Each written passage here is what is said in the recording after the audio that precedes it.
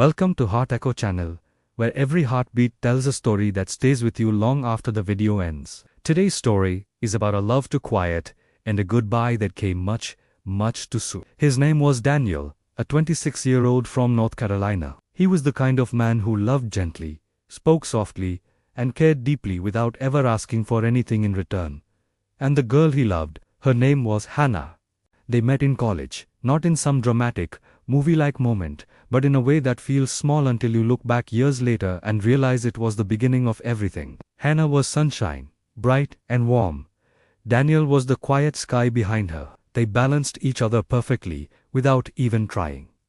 But Daniel, he never said the words that lived in his heart. He loved her quietly. He loved her smile, her kindness, and the way she believed in people even when she struggled to believe in herself. He loved her more deeply than he had ever loved anything. But life has a cruel way of making the quiet ones wait too long. For years, they stayed close friends, not quite lovers, not quite strangers, but something beautifully in between. They studied together, shared late-night coffee runs, and were the first person the other called when life hurt, and again when life healed.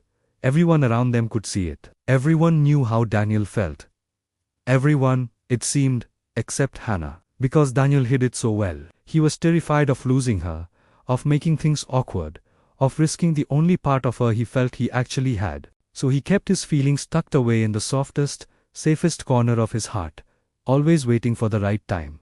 But as he would learn, the right time never simply arrives. One evening, close to graduation, Hannah called him. Her voice was shaky, and Daniel instantly knew something was wrong.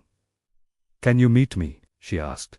He didn't even stop to grab a jacket, he just ran out the door. When he reached her, she was sitting alone on a bench outside the library, silent tears falling down her face. Her father had suffered a sudden heart attack, and the doctors weren't sure if he was going to make it.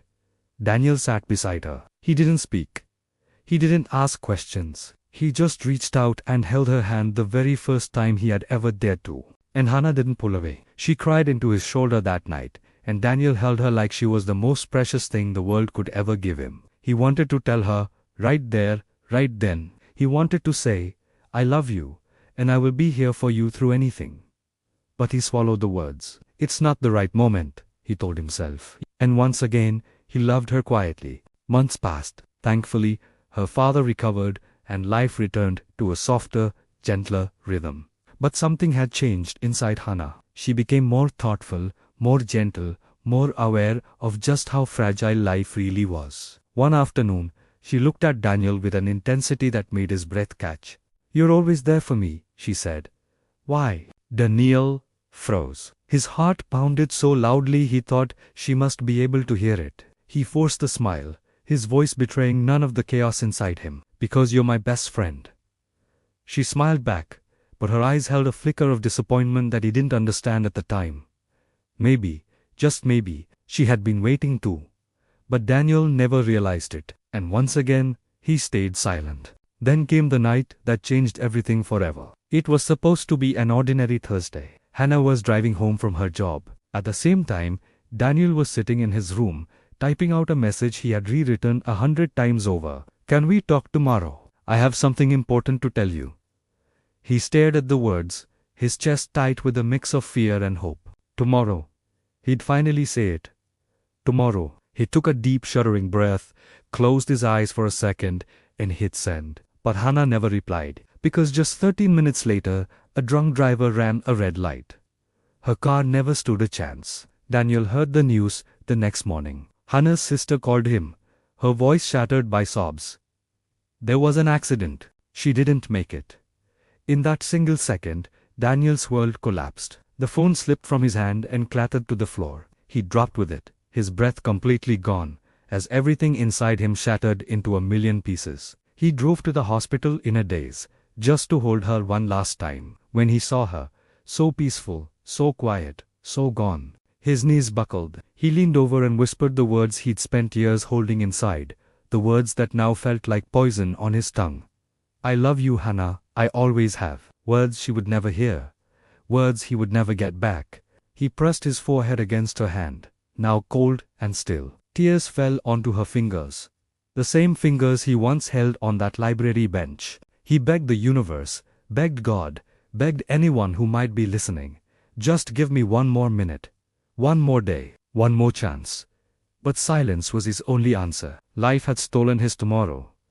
Weeks blurred into a grey haze. Daniel changed. He wasn't the same quiet boy anymore. He was a man haunted by the deafening ache of unsaid words. Every single morning, he visited her grave. He brought her flowers, sunflowers, her favorite, and he would read aloud the messages he used to type but never had the courage to send. One afternoon, he left a note tucked under a small stone. "I wish I had told you when you were here, but I hope you know now." He stood up and whispered to the wind, "I won't love quietly anymore. Ever.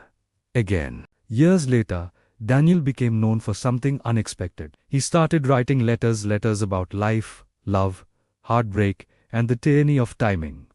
Letters inspired by Hannah. People all over the country read his words. They found healing in his writing, even though it all came from his own deep wound. And every time someone asked him why he wrote with such raw tenderness, he would simply say, "Because silence cost me the girl I loved."